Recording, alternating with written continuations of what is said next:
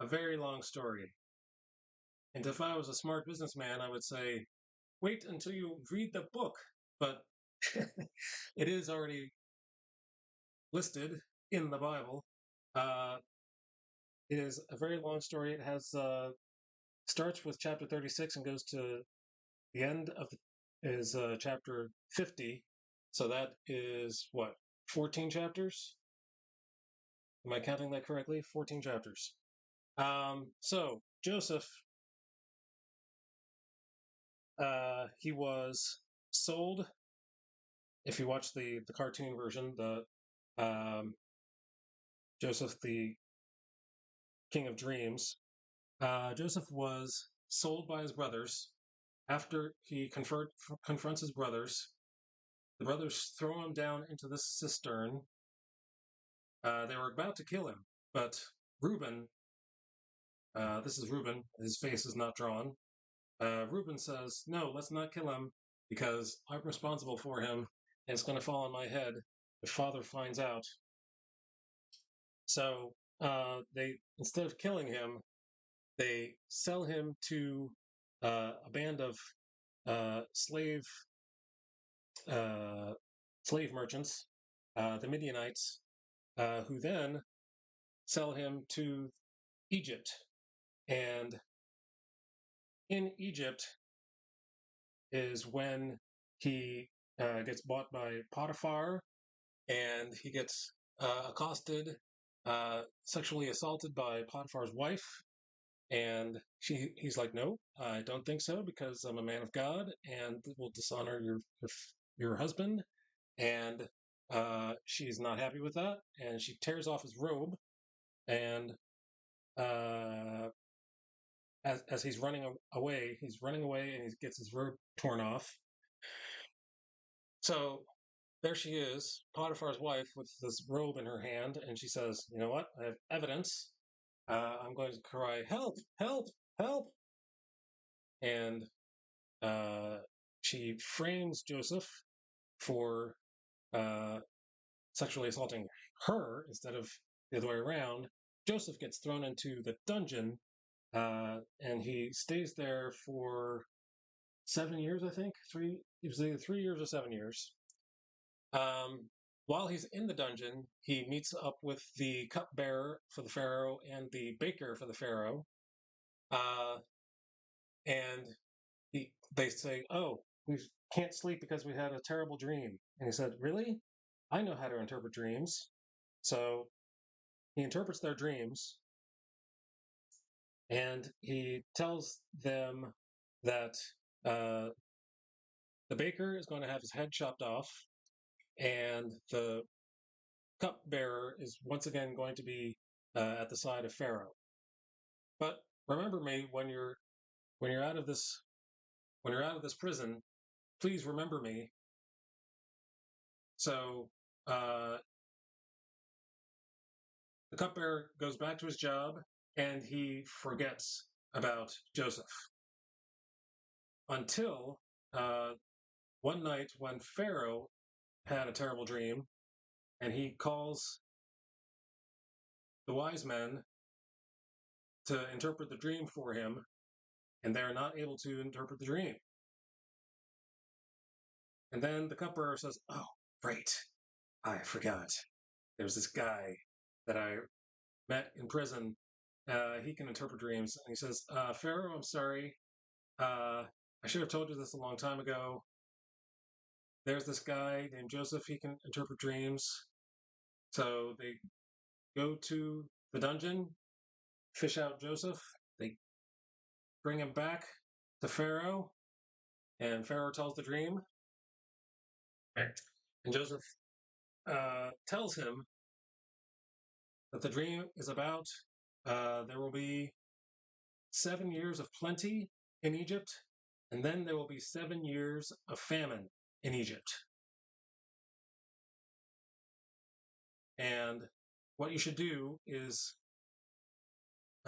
save all of your grain from the 7 years of plenty so you can be ready for the 7 years of famine. Save a fifth of your grain, that is. save a fifth of all of your grain so you can be ready for the years of famine. So the Pharaoh is so impressed with Joseph that he makes him the governor. He makes them second. Only Pharaoh is more powerful than he is.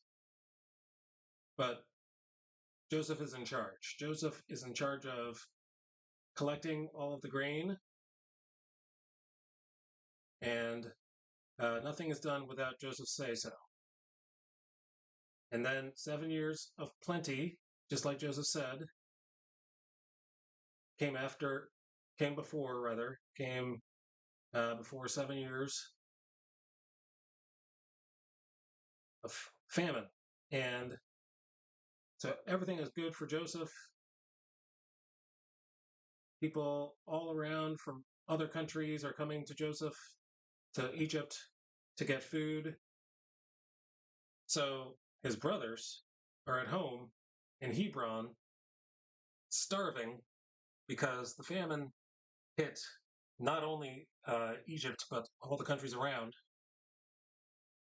And, oh, I forgot to tell you, when they put Joseph into the cistern and he was sold to Egypt, they went back and told their father that Joseph had been killed by a wild animal, and they brought his fancy coat with all the blood stains on it to fool their father. So this the same family who said that Joseph is dead needs food, and they hear that food is available in Egypt, so they go to Egypt. So when they go to Egypt, there is Joseph dressed up as an Egyptian. They don't recognize Joseph because, first of all, he's older. Second of all, he's dressed in Egyptian clothes. Second of all, he's using a translator because he's acting like he doesn't understand the Hebrew language. So he tricks his brothers into thinking that he's a horrible tyrant. He says, "You are spies. I'm not going to give you any food." But no, we're not spies, because we are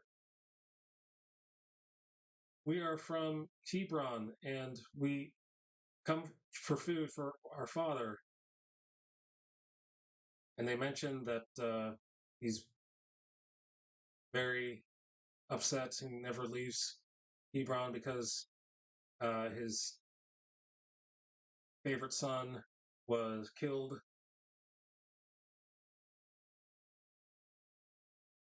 And Joseph is all emotional about that. So then there's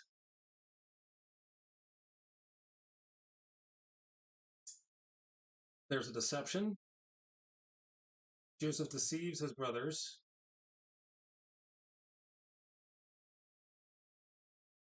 He acts like he believes their story, but he gives them 12 bags of grain. But in one of the bags of grain, Simeon's bag of grain, he was not familiar with this biblical role. Yeah, this is quite the story. Quite a long story, actually. I need to hydrate. We're only halfway through the story. So he puts a silver cup or something, a piece of silver, into the bag of Simeon, and he acts like